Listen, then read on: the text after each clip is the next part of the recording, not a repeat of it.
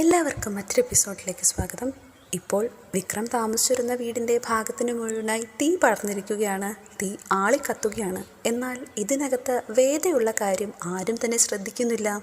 തൻ്റെ രക്ഷയ്ക്കായി വേദ പല പ്രാവശ്യം കരഞ്ഞപേക്ഷിച്ച് വിളിക്കുന്നുണ്ട്. ഇതൊന്നും ആരും കേൾക്കുന്നില്ല. മുറിക്കകത്തുണ്ടായ തീയും പുകയും കാരണം വേദ ബോധമറ്റ് വിക്രമിൻ്റെ കട്ടിലിലേക്ക് വീഴുകയാണ്. ഈ സമയം ഉറങ്ങിക്കിടന്നിരുന്ന സുധാകരൻ മാഷ് എങ്ങനെയോ പെട്ടെന്ന് എഴുന്നേൽക്കുന്നു. വെള്ളം കുടിക്കുന്നതിനിടയിൽ തീയുടെ വെട്ടം അവർ കാണുന്നു. എന്തോ അപകടം മണത്ത സുധാകരൻ മാഷും കമലയും പെട്ടെന്ന് തന്നെ ഉറക്കത്തിൽ നിന്ന് എഴുന്നേറ്റ് അവിടേക്ക് പോകുന്നു. അങ്ങനെ വീടിൻ്റെ പുറത്തെത്തിയ മാഷും ഭാര്യയും കാണുന്നത് വിക്രം താമസിച്ചിരുന്ന വീടിൻ്റെ ഭാഗത്തിന് മുഴുവനായി തീ പടർന്നിരിക്കുന്നതാണ്. പുറത്തെത്തിയ ഉടനെ തന്നെ കമല വിനായകനെയും വിശ്വനെയും അലറി വിളിക്കുന്നു. അങ്ങനെ അവരും ഭാര്യമാരുമായിട്ട് അങ്ങോട്ടേക്ക് എത്തുന്നു. ഈ സമയം വിനായകൻ വാതിൽ തുറക്കാനായി ശ്രമിക്കുന്നു. പക്ഷേ അത് പൂട്ടിയിട്ടിരിക്കുകയാണെന്ന് കമലയോട് പറയുന്നു. മോനെ വിക്രം എന്ന് പറഞ്ഞ് കമല അലറി വിളിക്കുന്നു. അതേസമയം തന്നെ വിനായകൻ തീ വെള്ളമൊഴിച്ച് അണയ്ക്കാനായി ശ്രമിക്കുന്നു. ഇങ്ങനെ പെട്ടെന്നുണ്ടായ തീയും ബഹളവും എല്ലാം കേട്ട് നാട്ടുകാരെല്ലാവരും അങ്ങോട്ടേക്കായി ഒത്തുകൂടുന്നു. ഈ സമയത്താണ് വിക്രം തൻ്റെ ബുള്ളറ്റിൽ അങ്ങോട്ടേക്ക് വരുന്നത്. തൻ്റെ മകന് ഒന്നും സംഭവിച്ചില്ലെന്ന് കണ്ട കമല, മോനെ വിക്രം, നിന്നെ ഈശ്വരനാടാ കാത്തത് എന്ന് പറയുന്നു. ഈ സമയം മാഷ് വിക്രമിനോടായി ചോദിക്കുന്നു, നിന്റെ കൂടെ വന്ന വേദ എന്തിയേ? മറുപടിയായി വിക്രം, വേദ എൻ്റെ കൂടെ വന്നില്ലല്ലോ, വേദ ഇതിനകത്ത് തന്നെയാണ് ഉള്ളതെന്ന് വിക്രം പറയുന്നു. അങ്ങനെ വളരെ കഷ്ടപ്പെട്ട് ആ തീയെയെല്ലാം അവഗണിച്ച് വിക്രം കതവ് ചവിട്ടിപ്പൊളിച്ച് അകത്തേക്ക് കയറുന്നു. അകത്തെ തീയും പുകയും കാരണം അവിടുത്തെ ദൃശ്യമൊന്നും വ്യക്തമല്ല. അവസാനം വേദയെ കണ്ടെത്തി വേദയെ രക്ഷപ്പെടുത്താനായി വിക്രം ശ്രമിക്കുന്നു. ഈ സമയം മന്ത്രി വാസവനെയാണ് കാണിക്കുന്നത്. കൂടെ അയാളുടെ ഗുണ്ടകളുമുണ്ട്. അവരെല്ലാവരും ചേർന്ന് ഫോണിൽ വിക്രമിന്റെ വീട്ടിലുണ്ടായ തീപിടുത്തത്തിന്റെ വിഷ്വൽ കണ്ടു രസിക്കുകയാണ്. അയാൾ കൂട്ടാളികളോടായി, നിങ്ങൾ എന്തായാലും കൊള്ളാം, നിങ്ങൾ ഞാൻ പറഞ്ഞതുപോലെ തന്നെ ചെയ്തു കാര്യങ്ങൾ. അതിലൊരാൾ വാസവനോടായി ചോദിക്കുന്നു, സാർ എന്തിനാണ് വീട് കത്തിക്കാതെ അവനുള്ള സ്ഥലം മാത്രം കത്തിക്കാനായി പറഞ്ഞത്? ഇവിടെയായി വാസവൻ, ഭാര്യ പച്ചയോടെ നിന്ന് കത്തുന്നത് ഇന്നവൻ കൺമുന്നിൽ കാണൂ. എനിക്ക് തൽക്കാലം അത് മതി. പക്ഷെ എന്നാലും സാർ, അവനെയും കൂടെ ഇന്നങ്ങ് തീർക്കാമായിരുന്നുവെന്ന് ഒരാൾ പറയുന്നു. മറുപടിയായി വാസവൻ, ഏത് നിമിഷവും താനും വീട്ടുകാരും വെന്ത് വെണ്ണീറാവുമെന്നോർത്ത് ഭയന്നു കഴിയുന്ന അവനെ കാണാനും ഒരു രസമല്ലേ? ശ്രീനിവാസിന് വേണ്ടി അവൻ ഒരുപാട് കുരുത്തക്കേടുകൾ പോയി ചെയ്തിട്ടുണ്ട്. അക്കൂട്ടത്തിലൊരാൾ നാളെ പോലീസിൽ പോയി കുറ്റമെല്ലാം ഏൽക്കും. അതോടുകൂടി ഈ ഭാരം നമ്മളുടെ തലയിൽ നിന്ന് പൂർണ്ണമായും ഒഴിഞ്ഞു പോകുമെന്നാണ് വാസവൻ പറയുന്നത്. സ്വന്തം മകള് വെന്ത് മരിച്ചതറിഞ്ഞാൽ ജസ്റ്റിസ് ശങ്കർ നാരായണൻ വെറുതെ ഇരിക്കുമെന്ന് നമുക്കൊന്ന് നോക്കാം. ഈ സമയം സുധാകരൻ മാഷിന്റെ വീടിന് മുമ്പിൽ കൂടിയിരുന്ന നാട്ടുകാർ ചേർന്ന് മാഷിനോടായി ചോദിക്കുന്നു, വേദയ്ക്ക് ഇപ്പോൾ എങ്ങനെയുണ്ട്? മറുപടിയായി മാഷ്, ആ കുട്ടി പേടിച്ച് തലചുറ്റി വീണതാണ്, ഭാഗ്യം കൊണ്ട് ഒന്നും പറ്റിയില്ല. എന്നാലും മാഷെ, ആരാ ഇത് ചെയ്തതെന്ന് വല്ല നിശ്ചയമുണ്ടോ? കൂട്ടത്തിലൊരു നാട്ടുകാരൻ, അല്ല, അതിലിപ്പോൾ ഇത്ര സംശയിക്കാൻ എന്താണ്? എത്രയാ ശത്രുക്കളെ വിക്രമിന്? കുറച്ചു വല്ലതും ആണോ? കൊടുത്താൽ കൊല്ലത്തും കിട്ടുമെന്ന് പറയാറില്ലേ, അത് തന്നെ കാര്യം. ജപ്തി ചെയ്ത് പൊളിച്ചു മാറ്റാൻ നീക്കിയത് ഒരു വിധത്തിലാണ് ഒഴിഞ്ഞുപോയത്. ഇപ്പോൾ ഇതുമായി വയസ്സാം കാലത്ത് ഇങ്ങനെ മാഷിന്റെ സ്വസ്ഥതയല്ലേ പോകുന്നത്? അങ്ങനെ വെറുതെ വിടാനൊന്നും പറ്റത്തില്ല, കേസ് കൊടുക്കണം. അതിന് ആരാ ചെയ്തതെന്ന് തെളിവ് വല്ലതും വേണ്ടേന്ന് ഒരാൾ പറയുമ്പോൾ, ഇളയ മോനെ വിളിച്ച് ചോദിച്ചാൽ പോരെയെന്ന് കളിയാക്കൽ രൂപേണ അതിലൊരാൾ പറയുമ്പോൾ, അവന്റെ കയ്യിലുള്ള ലിസ്റ്റിലെ ആരെങ്കിലും ഒരാളായിരിക്കുമല്ലോ ഇത് ചെയ്തത്. ഇത്രയൊക്കെ സംഭവിച്ചിട്ടും വീടിനൊന്നും പറ്റാഞ്ഞതാ ഭാഗ്യം. മാത്രമല്ല, ആ കുട്ടിക്ക് എന്തെങ്കിലും പറ്റിയിരുന്നെങ്കിലോ? ഇപ്പോൾ മാഷ് അവരോട് നന്ദി പറഞ്ഞ് അവരെ അവിടെ നിന്ന് മടക്കുന്നു. ഈ സമയം വിജയനും മാഷിന്റെ അടുത്തേക്ക് വരുന്നു. അവർ പറഞ്ഞ പോലെ നമുക്ക് കേസ് കൊടുക്കണ്ടേ? ഇത് കേൾക്കുന്ന മാഷ് മറുപടിയായി, എന്നിട്ടെന്തിനാണ് ഈ വീടും കൂടെ കത്തിക്കാനോ?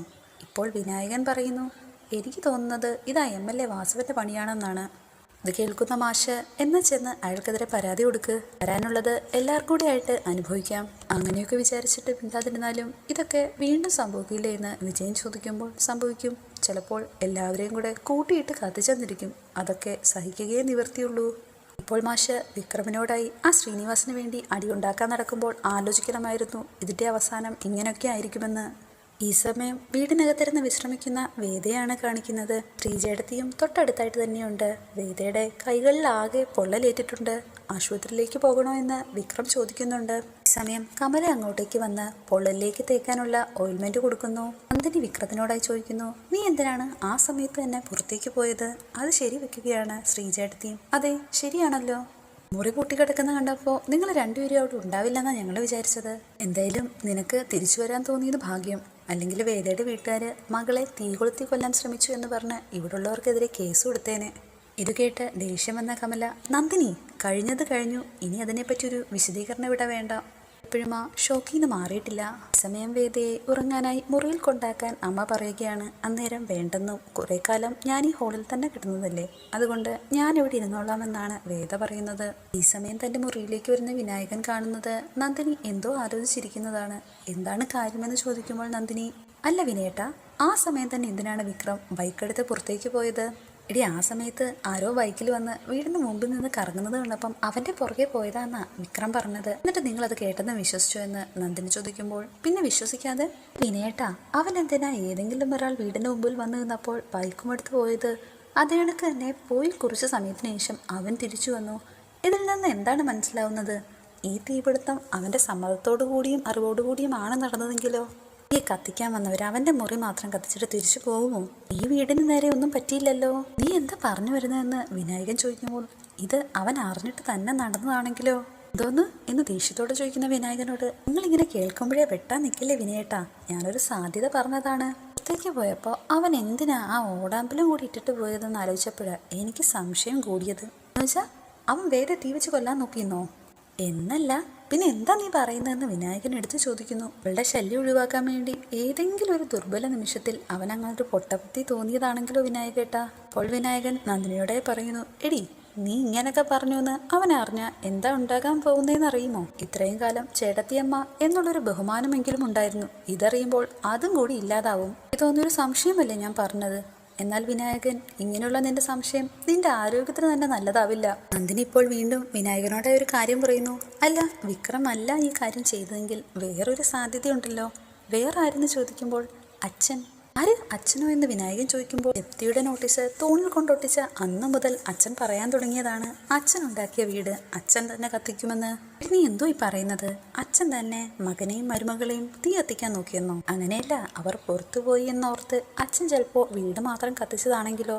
നമ്മൾ ചെന്ന സമയത്ത് അച്ഛൻ കത്തുന്നത് നോക്കി വെറുതെ നിൽക്കുകയല്ലായിരുന്നോ? എടി, അച്ഛൻ അത് തീ കത്തുന്നതിൻ്റെ ഷോക്കിൽ നിന്ന് പോയതല്ലേ? പക്ഷേ നന്ദിനി വിട്ടുകൊടുക്കാതെ പറയുകയാണ്, ആ സമയത്ത് പക്ഷേ ആരാണെങ്കിലും തീ കെടുത്താനല്ലേ നോക്കൂ. നിങ്ങളുടെ അച്ഛനത് ചെയ്തോ? നിങ്ങൾ വേണമെങ്കിലൊന്ന് ആലോചിച്ച് നോക്ക്. ഇനിയും കൂടുതലായിട്ടൊന്നും പറയാൻ സമ്മതിക്കാതെ വിനായകൻ നന്ദിനിയോടായി, നീ അധികം ചെയ്യേണ്ട, എന്തായാലും ആർക്കും ഒന്നും സംഭവിച്ചില്ലല്ലോ എന്നും പറഞ്ഞ് മുറിയിൽ നിന്നിറങ്ങി പുറത്തേക്ക് പോകുന്നു. ഈ സമയം വിക്രം ഹാളിൽ വേദയുടെ കൂടെ തന്നെയുണ്ട്. നീ ഇപ്പോൾ ഓക്കെ ആണല്ലോ അല്ലേ എന്ന് വേദയോട് ചോദിക്കുമ്പോൾ അതേന്നും. ആ സമയത്താണ് വേദ വിക്രമിന്റെ കയ്യിലുള്ള പൊള്ളൽ ശ്രദ്ധയിൽപ്പെടുന്നത്. ഇതെന്താ, കൈ പൊള്ളിയോ? ഞാൻ ഓയിൽമെന്റ് ഇട്ട് തരാമെന്ന് പറഞ്ഞ് വേദ വിക്രമിന് ഓയിൽമെന്റ് അപ്ലൈ ചെയ്ത് കൊടുക്കുന്നു. ഇടയിൽ വിക്രമിനോടായി വേദ പറയുന്നുമുണ്ട്, ഇതിപ്പോ നന്നായിട്ട് പൊള്ളിയിട്ടുണ്ടല്ലോ. വേദ വിക്രമിനോടായി സംസാരിക്കാൻ ഒരുങ്ങുന്നു. അയാൾ പറഞ്ഞതുപോലെ തന്നെ ചെയ്തു. അല്ലേ വേദ, ഇന്നേ വരെ ഈ വീടിന് നേരെ യാതൊരു ആക്രമണവും ഉണ്ടായിട്ടില്ല. ഇപ്പോൾ ഞാൻ കാരണം അതും സംഭവിച്ചു.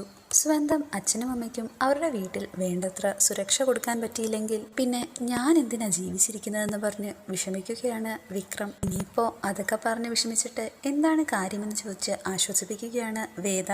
എന്നാലും ഇതൊക്കെ എൻ്റെ എടുത്തുചാട്ടം കൊണ്ട് വന്ന കാര്യങ്ങളല്ലേ? വീടിന് മുമ്പിൽ ഒരുത്തൻ കിടന്ന് കറങ്ങുന്ന കണ്ടപ്പോൾ ഞാൻ അവൻ്റെ പിന്നാലെ പോയി നോക്കിയതാ. ആ സമയം അവരെന്നെ അവിടുന്ന് ഒഴിവാക്കാൻ വേണ്ടിയാണ് അങ്ങനെ ചെയ്തതെന്ന് ആലോചിക്കാൻ പോലും എനിക്ക് തോന്നിയില്ല. പക്ഷേ അവനെ അങ്ങനെ ജയിക്കാൻ ഞാൻ സമ്മതിക്കില്ല. ഇങ്ങനെയാണോ അവൻ ഈ വീട്ടിന് ചെയ്തത്, അതേപോലെ തന്നെ ഞാൻ അവൻ്റെ വീട്ടിലും ചെയ്യും. അതുകൊണ്ട് പ്രത്യേകിച്ച് എന്താണ് നേട്ടമെന്ന് വേദ ചോദിക്കുമ്പോൾ, ഈ വീടിനുണ്ടായ നഷ്ടമോ എന്തെങ്കിലും ഇല്ലാതാകുമോ? പിന്നെ ഞാൻ മിണ്ടാതിരിക്കണോ? അയാളെ പേടിച്ച് പിന്മാറിയെന്ന് ഞാൻ തോന്നിപ്പിക്കണോ? ഇടിയും പിന്മാറ്റവും ഒക്കെയാണെന്ന് നിങ്ങൾക്ക് തോന്നുന്നതല്ലേ വിക്രമെന്ന് വേദ. നിങ്ങൾ ഇതിനെയൊക്കെ എടുക്കുന്നത് നിങ്ങളുടെ ഈഗോ പ്രശ്നമായിട്ടാ. അതുകൊണ്ട് തന്നെയാണ് എന്തെങ്കിലും തിരിച്ചു പെരുമാറിയില്ലെങ്കിൽ നിങ്ങൾ മോശക്കാരനാകുമെന്ന് സ്വയം ചിന്തിക്കുന്നത്. നിങ്ങളെപ്പോഴും എന്തിനാണ് വാസവൻ തന്നെയായിരിക്കും എല്ലാത്തിനും കാരണമെന്ന് ചിന്തിക്കുന്നത്? നിങ്ങൾക്ക് എത്രയോ ശത്രുക്കളുണ്ട്, അവരിൽ ആരെങ്കിലും ആയിരിക്കില്ലേ? മറുപടിയായി വിക്രം, മറ്റാർക്കും ഇങ്ങനൊരു കാര്യം ചെയ്യാനുള്ള ധൈര്യമുണ്ടാകില്ല. ധൈര്യമൊക്കെ വെറും ഒരു നിമിഷത്തെ കാര്യമല്ലേ? പെട്ടെന്നുള്ള എടുത്തുചാട്ടത്തിൽ ആരെങ്കിലും ചെയ്തതാണെങ്കിലോ? തുടരുകയാണ്. ഒരു തെറ്റിനെ മറ്റൊരു തെറ്റ് കൊണ്ടല്ലല്ലോ ന്യായീകരിക്കേണ്ടത്. വാസവന്റെ ഭാര്യയും മോളെയും അന്ന് നമ്മൾ കണ്ടതാ. അവർക്ക് അയാളുടെ പ്രവൃത്തിയിലോ വാക്കുകളിലോ യാതൊരുവിധ പങ്കുമില്ല. ഇനി അഥവാ അയാളാണ് ഇതിന്റെ പിന്നിലെങ്കിൽ തന്നെ എന്തിനാണ് ഒരു തെറ്റും ചെയ്യാത്ത ഭാര്യയും മകളെയും ശിക്ഷിക്കുന്നത്? അപ്പോൾ ഞാൻ അയാളെ വെറുതെ വിടണമെന്നാണോ? കേൾക്കുന്ന വേദ, എന്ന് ഞാൻ പറഞ്ഞില്ലല്ലോ, അയാൾ ചെയ്തതിന് അയാൾക്ക് തക്കതായ ശിക്ഷ കിട്ടണം. പക്ഷേ അതിന് പറ്റിയ സമയം ഇതല്ല എന്ന് മാത്രം. അവർക്ക് വേണ്ടി തന്നെയാണ് കുറെ പേർ ചേർന്ന് ഇത് ചെയ്തതെന്ന് തന്നെ വിചാരിക്കുക. അവരെ എങ്ങനെയെങ്കിലും കണ്ടുപിടിച്ചാൽ തന്നെ അവരത് സമ്മതിക്കുമോ? അവർ പക്ഷേ പറയാൻ പോകുന്നത് നിങ്ങളോടുള്ള മുൻവൈരാഗ്യം കൊണ്ടാണ് ചെയ്തതെന്നായിരിക്കും. അതോടെ അയാൾക്കെതിരെ ഒരു കേസും ഇല്ലാതാകും. പിന്നെ ഞാൻ എന്ത് വേണമെന്നാ? മറുപടിയായി വേദ കാത്തിരിക്കണം. ഇപ്പോൾ നിങ്ങൾ അനുഭവിക്കുന്നത് പോലെ ഒരു നിമിഷം അയാൾക്കും വരും. എങ്ങനെ സമാധാനിക്കണം? വേദയോടായി സോറി വേദാളം, സമാധാനത്തിലുള്ള സമ്മാനം വാങ്ങാൻ ഞാൻ എന്തായാലും തീരുമാനിച്ചിട്ടില്ല എന്ന് പറഞ്ഞ ദേഷ്യത്തോടെ അവിടെ നിന്ന് എഴുന്നേറ്റ് പോകുന്ന വിക്രത്തിനെ തടയുകയാണ് വേദ.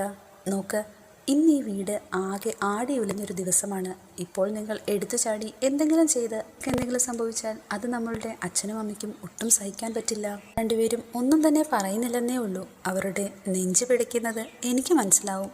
ഈ സമയം പക വീട്ടാനും പ്രതികാരം ചെയ്യാനും നടന്ന് കൂടുതൽ അവരെ സങ്കടപ്പെടുത്തണോ?